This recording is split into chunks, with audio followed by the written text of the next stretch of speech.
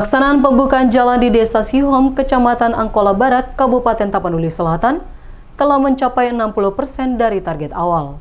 Dengan capaian 60% ini, diharapkan pengerjaan jalan akan cepat selesai tepat waktu, sehingga warga Desa Sihom dapat segera mempergunakannya dalam upaya meningkatkan ekonomi warga.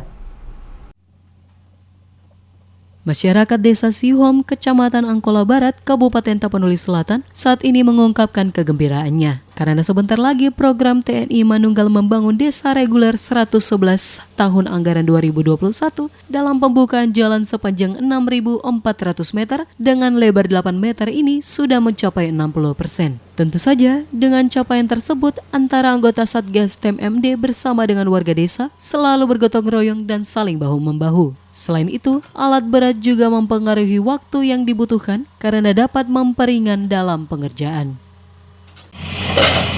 Assalamualaikum warahmatullahi wabarakatuh.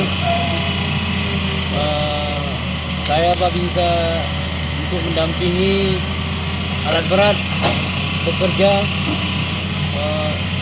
bersama Satgas TMMD yang ke-111 Kodim 0212 Tapsel. Saat ini alat berat lagi membuat parit jalan yang sudah dibangun. Sekian dan terima kasih. Assalamualaikum warahmatullahi wabarakatuh.